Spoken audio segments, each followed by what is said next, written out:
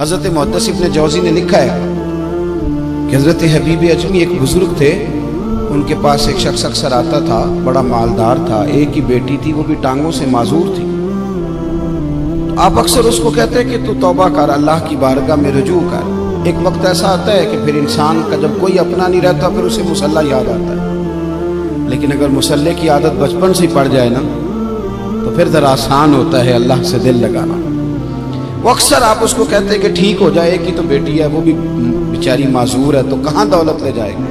آج کرتا ہوں، ہم تاریخیں دیتے رہتے ہیں نا اللہ تعالیٰ کو معاذ اللہ کہ رمضان سے میں نے نیک ہو جانا ہے، عمرہ کر کے آؤں گا تو پھر میں پکا نمازی ہوں۔ خدا کے بندو، کس نے تجھے بتایا ہے کہ رمضان تک تو زندہ رہے گا؟ کس نے خبر کی کہ عمرہ کرنے تک تو بچے گا؟ حضرت حبیب اجمی اس کو کہتے تو کہتا بڑی جلدی ٹھیک ہو جاؤں گا۔ ایک دن سویرے سویرے توبہ کرنے آ گیا۔ آپ نے فرمایا کیا ہوا؟ تو کہنے لگا حضرت جی کل ایک 15 سال کا نوجوان ملا ہے اور مجھے توبہ کرا گیا۔ مزہ ہی اس عمر میں اللہ اللہ کرنے کا، نبی کریم سے محبت بھی کرنی ہو تو یہی عمر ہے۔ عشق لگا سی کھیڈا کھیڈ دی نو تے پھر مینوں کھیڈاں بھول گئیاں، کجل پایا سی میں یار دے ویکھنے نو، پھر او دی یاد وچ روندیاں ہی ڈل گئیاں۔ حیدر شاہ اس گلی کدے نہ رولدی پر ہن تے رول گئیاں۔ جن لوگوں نے ابو جہل کو قتل کیا تھا ان کی عمریں بھی 15 سال تھی۔ ہم تو بڑے ہی نہیں نہ ہوتے ساری زندگی، نہ ہمیں کو بڑا ہونے دیتا ہے، ہم بڑے ہی نہیں ہوتے، یہی تو عمر ہے کچھ کر گزرنے کی۔ 15 سال کا نوجوان توبہ کرا گیا تو حضرت حبیب اجمی کہنے لگے وہ کیسے؟ کہنے لگا حضرت جی میں کل منڈی گیا تھا، مجھے کچھ سامان خریدنا تھا، تو بغداد کے بازار سے میں نے مچھلی خرید لی 10 کلو، باقی بھی سامان تب خود لے جا نہیں سکتا تھا، تو مزدور آپ کو پتہ ہے بیچارے آج بھی سڑکوں پہ بیٹھے ہیں، مزدور بیٹھے تھے تو ان میں ایک نوجوان 14-15 سال کا، چہرے پہ بڑی روشنی۔ میں نے اس کو کہا بیٹے مزدوری کرو گے؟ کہنے لگا حضور مزدوری بھی کرتا ہوں، پڑھائی بھی کرتا ہوں، اور جو اللہ کو منظور ہو اس کی عبادت بھی کرتا ہوں۔ میں نے اسے کہا کہ یہ میرا سامان ہے فلان جگہ پہنچانا، کیا لوگے؟ کہنے لگا 3 دینار مزدوری۔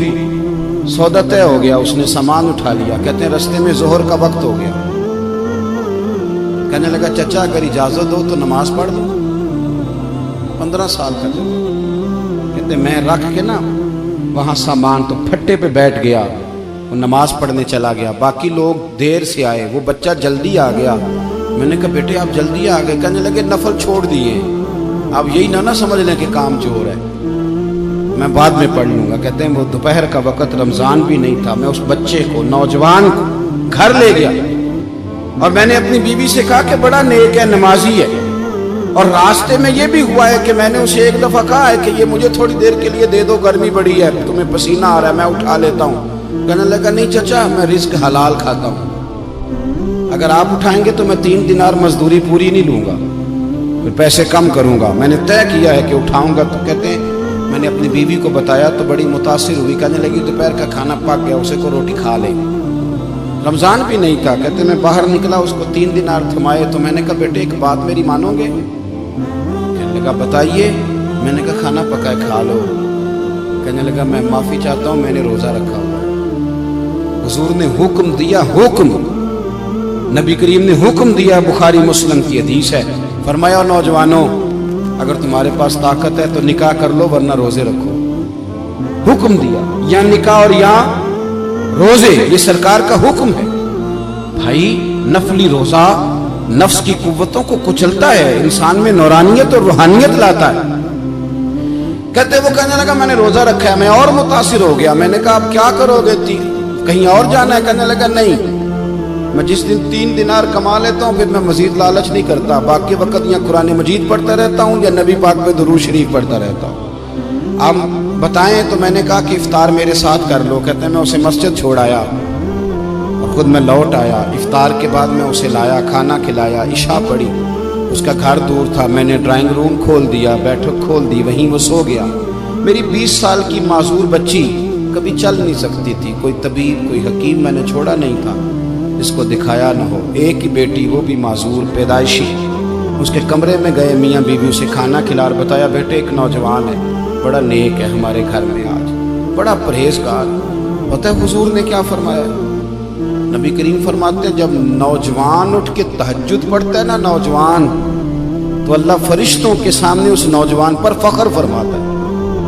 اللہ فخر کرتا ہے کہ عمر دیکھو اور دیکھو یہ میری بارگاہ. اللہ فخر کرتا ہے, اللہ یعنی خدا خود میرے مجلس بود, اللہ فخر کرتا ہے. اب سوچے تو ہم نے اپنی بیٹی کو بتایا کہ نوجوان اور بڑا نیک ہے, تو کہتے ہیں وہ کھانا کھلا کے ہم واپس آ گئے.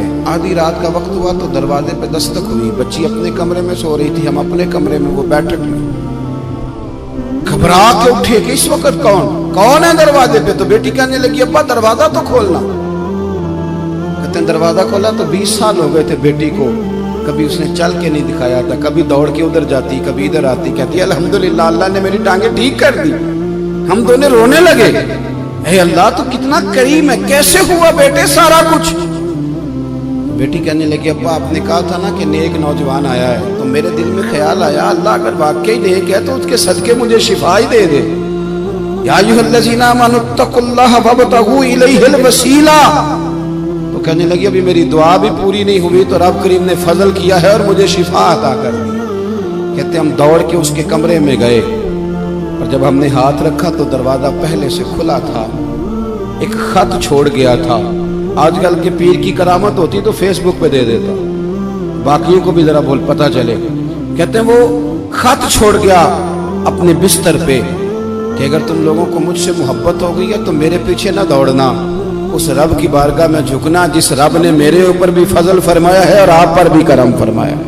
میرے نوجوان دوستو, یہ جو بچپنا ہمیں لوگ کہتے ہیں نا ابھی بچے ہو, ابھی جب آپ بالغ ہو گئے تو نماز فرض ہو گئی, سچ بولنا ضروری ہو گیا, رزق حلال کھانا ضروری ہو گیا, شریعت ساری کی ساری لاگو ہو گئی. ایک تو درگزر سے کام لیں, دوسرا اپنی زندگی کے اندر خواہشات کو چھوڑیں. سادہ کھانا تو ویسے ہی انسان کو تندرست رکھتا ہے. یہ جو چکر ہم نے ڈالا ہوا ہے نا مرضیاں کرنے کا, اب موٹر سائیکل بالکل اچھی بھلی ہوتی ہے پر سفارش یہ ہے کہ ماڈل پرانا ہو گیا, تو یہ تو کمزور لوگوں کی علامت.